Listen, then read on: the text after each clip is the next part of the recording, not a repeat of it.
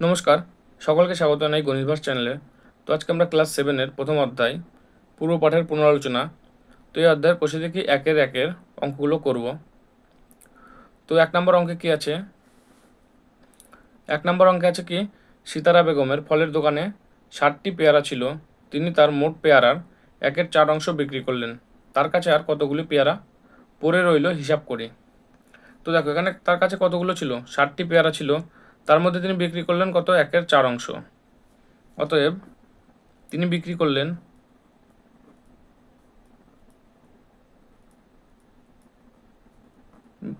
করলেন কত? 60-এর 1/4 অংশ সমান কত হবে? 60 গুণন 1/4 এতটি। এবার 4 দিয়ে যদি 60কে কাটি তাহলে আমাদের কত হবে? 15 সমান হচ্ছে কত?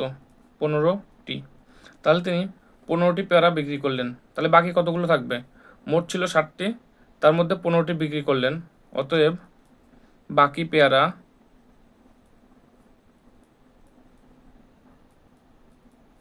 সমান কত?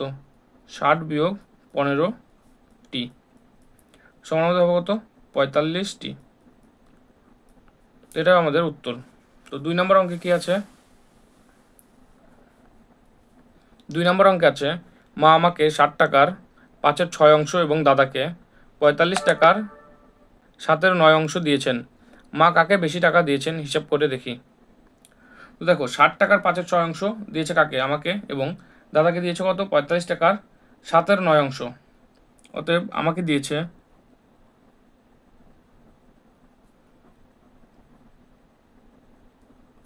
সমান কত?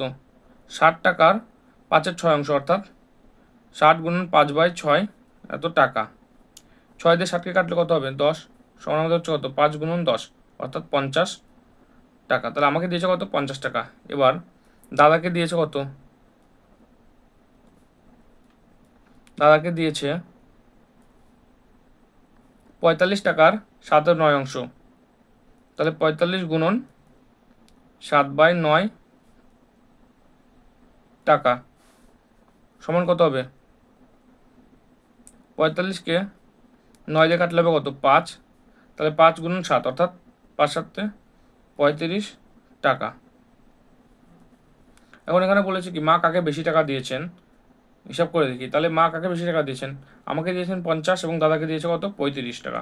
তাহলে আমাকে বেশি টাকা দিয়েছে। অতএব মা আমাকে বেশি টাকা দিয়েছে।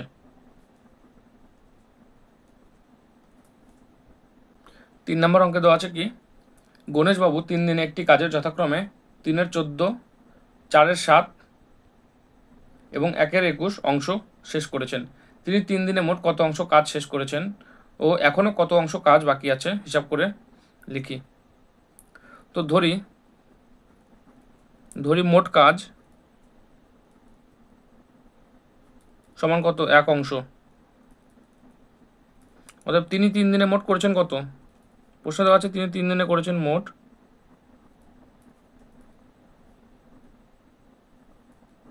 তিনি 3 দিনে করেছেন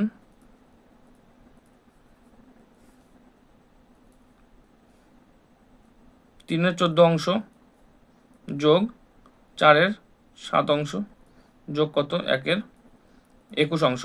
এবার 14, 7 এবং 21 যদি লসাগু করি তাহলে আমাদের হবে কত? 14, 7 এবং 21 লসাগু করলে হবে, প্রথমে আমরা যদি এখানে দেখো 3টা 7 দিয়ে ভাগ যায়, 7 দিয়ে দিলে কত হবে? 7 2 14, 7 1 7, 3 7 21। তাহলে আমাদের লসাগু হবে কত? 3 2 6, 6 7 42 সমান আমাদের হচ্ছে কত? নিচে 42। এবার 14 দিয়ে 42কে ভাগ করলে হবে কত? 3 বার ভাগ যাবে, তো 3 গুণন 3 অর্থাৎ 9 প্লাস 7 দিয়ে 42কে ভাগ করলে হবে কত? 6 7 42, তাহলে 6 গুণন 4 অর্থাৎ 4 6 24 যোগ 21 দিয়ে 42কে ভাগ করলে হবে 2, 2 1 2 সমান আমাদের হচ্ছে কত? উপর হচ্ছে 24 আর 9 হচ্ছে কত? 33 যোগ 2 35। তাহলে 35/42, 35কে 7 দিয়ে কাটলে হবে 5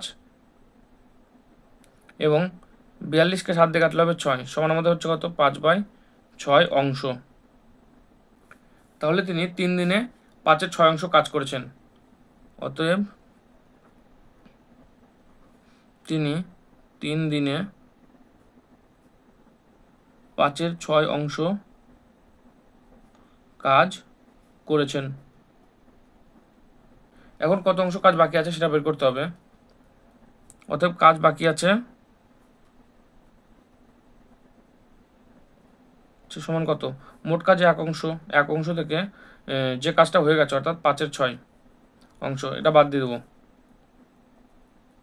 তাহলে আমাদের নিচে হবে কত, 6, উপর হবে 6 - 5, এত অংশ সমান কত, 6 থেকে 5 বাদ দিলে 1/6 অংশ। তাহলে এটা আমাদের কি বাকি কাজ, এই কাজটা বাকি আছে। 4 নম্বর প্রশ্ন দেওয়া আছে, একটি বাঁশের দৈর্ঘ্যের 1/3 অংশে লাল রং, 1/5 অংশে সবুজ রং এবং বাকি 14 মিটারে হলুদ রং দিয়েছি। বাঁশটি কত মিটার লম্বা হিসাব করি। ধরি বাঁশটির দৈর্ঘ্য, বাঁশটির মোট দৈর্ঘ্য সমান কত, 1 অংশ। দেখো বাঁশটির 1/3 অংশে কি করেছে, লাল রং করেছে এবং 1/5 অংশ করেছে কি সবুজ রং, বাকি অংশটিতে কি করেছে, হলুদ রং করেছে, যার দৈর্ঘ্য কত, 14 মিটার। তাহলে আমরা বলতে পারি বাঁশটির হলুদ রং করা অংশের দৈর্ঘ্য সমান, আমরা বলতে পারি কি বাঁশটির হলুদ রং করা অংশের দৈর্ঘ্য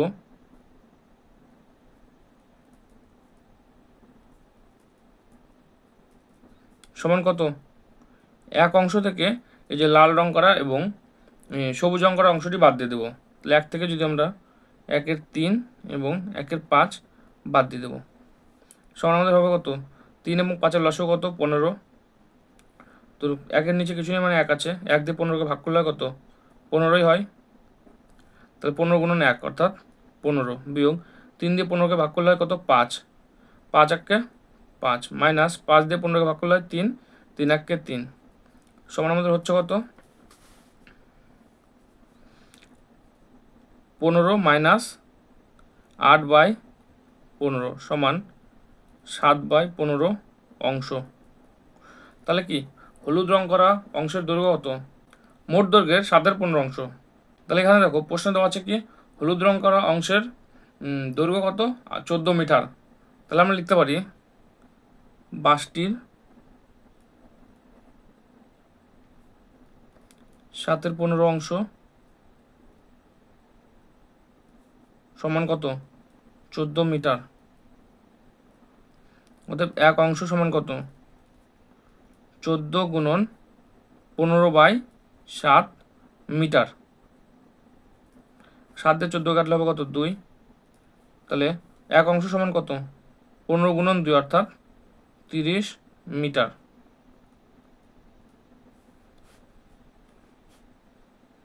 অতএব বাঁশটির দৈর্ঘ্য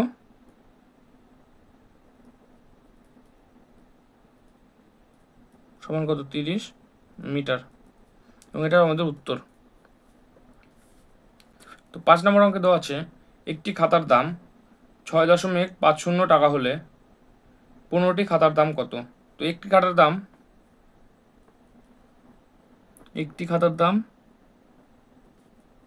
দাম দেওয়া আছে কত, সমান কত, 6.50 টাকা। অতএব 15টি খাতার দাম সমান কত হবে, 15 গুণন 6.50 টাকা। তো এটাকে আমরা যদি এখন গুণ করি তাহলে আমাদের অ্যান্সার বেরিয়ে যাবে। 6.50 গুণন কত, 15 করে দেবো, 5 0 0, 5 5 25-এর 5 হাতে কত, 2, 5 6 30 আর 2 32, 1 ঘর কাটা, 0 1-কে 0, 5 1-কে 5, 6 1-কে 6 সমান কত আসবে, 0 5 5 আর 2 কত, 7, 3 6 9, 2 ঘর পর দশমিক ছিল তো এখানে আমরা 2 ঘর পরে দশমিক দিয়ে দেবো, সমান আমাদের হচ্ছে কত, 97.50 টাকা। তো এটা হবে 15টি খাতার দাম। 6 নম্বর অঙ্কে বলেছে একটি বাক্সে 12টি চিনির প্যাকেট আছে, প্রতিটি প্যাকেটের ওজন 2.84 কিগ্রা। বাক্স এবং প্যাকেটগুলির মোট ওজন কত? 36 কিগ্রা হলে হিসাব করে দেখি বাক্সটির ওজন কত। দেখো এখানে 12টি প্যাকেট আছে, তো একটি প্যাকেটের ওজন কত? 2.84 কিগ্রা। অতএব এখান থেকে আছে কত? একটি প্যাকেটের ওজন সমান কত? 2.84 কিগ্রা। তাহলে 12টি প্যাকেটের ওজন সমান কত হবে?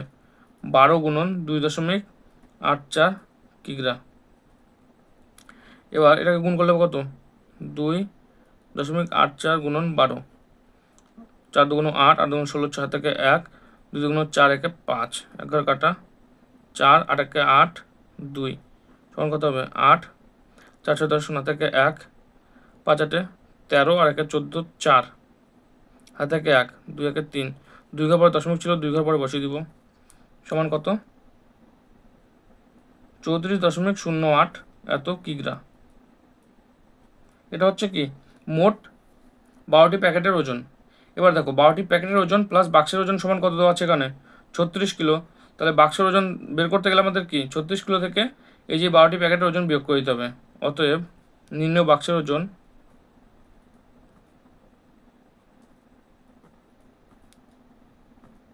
সমান কত? 36 বিয়োগ 34.08 কিগ্রা সমান এটা কত হবে?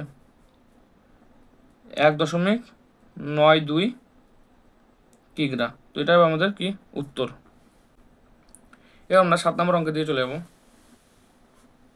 7 নম্বর অঙ্কে দেওয়া আছে এক বস্তা চালের পরিমাণের 0.75 অংশের দাম 1800 টাকা হলে তার 0.15 অংশের দাম কত? হিসাব করি। তো এটা আমরা কি নিয়মে করবো? এখানে দেওয়া আছে কত? 0.75 অংশের দাম সমান কত দেওয়া আছে? 1800 টাকা। তাহলে 1 অংশের দাম সমান কত? 1800 ভাগ 0.75 টাকা। অতএব 0.15 অংশের দাম কত হবে? 0.15 গুণন 1800 ভাগ 0.75। দেখো উপরেও কিন্তু 2 ঘর দশমিক আছে, নিচেও 2 ঘর দশমিক আছে, তো দুটাই যদি উঠিয়ে দিই 15 দিয়ে 75কে কাটলে হবে কত? 5 সমান আমাদের হচ্ছে কত? 1800 ভাগ 5। এবার 5 দিয়ে যদি কাটি, 1800কে 5 দিয়ে কাটলে হবে কত? 360 সমান হচ্ছে কত? 360। অতএব 0.15 অংশের দাম সমান কত? 360 টাকা। এটা আমাদের উত্তর। 8 নম্বর প্রশ্নে আছে অনিতাদি তার জমির পরিমাণের অর্ধেকের 8/7 নিজের ভাইকে দিয়েছেন এবং বাকি জমি 3 ছেলেকে সমান ভাগে ভাগ করে দিলেন। প্রত্যেক ছেলে কত অংশ জমি পেল তা চিত্রের সাহায্যে দেখায়। তো প্রথমে আমরা একটি চিত্র এঁকে নিই। আমরা আয়তকার চিত্র আঁকছি। দেখো এখানে কি বলেছে? অর্ধেকের 8/7। তার মানে প্রথমে আমরা জমিটাকে অর্ধেক করে নিলাম। এবার এটাকেও যদি অর্ধেককেও 8 ভাগে ভাগ করব, যদি অর্ধেককে 8 ভাগে ভাগ করি তাহলে আমাদের হচ্ছে কত? এই যে 8 ভাগ, এই 8 ভাগের 7 অংশ মানে অর্ধেক করলো, তাকে 8 ভাগে ভাগ করে তার 7 অংশ কী করলো? তার ভাইকে দিয়ে দিলেন। ভাইকে দিয়েছেন, তাহলে আমরা যেটা ভাইকে দিয়েছেন সেটা কভার করে দিই।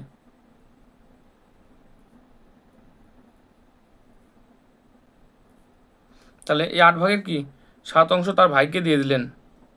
এবার বাকি অংশ কি করলো? 3 ছেলেকে সমান ভাগে ভাগ করে দিলেন। দেখো এখানে বাকি অংশ কতটুকু পড়ে আছে? এই অর্ধেক, এবং এখানে অর্ধেকের 8 ভাগের 1 ভাগ পড়ে আছে। তো এই বাকি অর্ধেকটাকেও আমরা 8 ভাগে ভাগ করে নেব। এবার এই যে কতগুলো ভাগ থাকছে, তাহলে টোটাল 1 2 3 4 5 6 7 8 9টা ভাগ থাকছে। তার মানে টোটালটাকে 16 ভাগ করলে যদি দেখা যায় 16 ভাগের 7 ভাগ দিলেন তার ভাইকে, এবার তাহলে বাকি থাকলো কয় ভাগ? এই যে 8 ভাগ আর এখানে 1 ভাগ, 9 ভাগ বাকি থাকলো। সেটা তিনি কি করবেন? 3টি ছেলেকে সমান ভাগে ভাগ করে দেবেন। 3টি ছেলেকে যদি তাহলে 9 ভাগ পড়ে আছে, 3টি ছেলে ক ভাগ করে পাবে? 3 ভাগ করে পাবে। তো আলাদা আলাদা চিহ্ন দিয়ে আমি 3টি করে দেখাই। প্রথমটা গোল চিহ্ন দিই।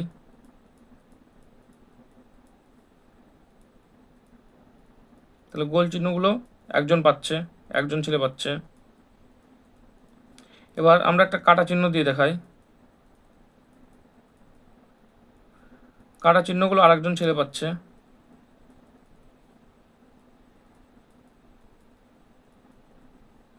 এবার একটা ড্যাশ চিহ্ন দিয়ে দিই, এটা আরেকজন ছেলে পাচ্ছে।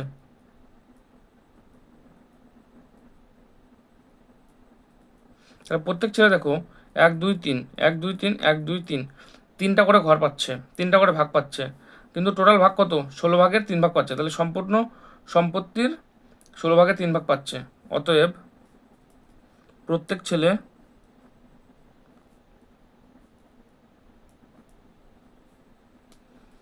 3/16 অংশ জমি পেল। এটা আমাদের উত্তর।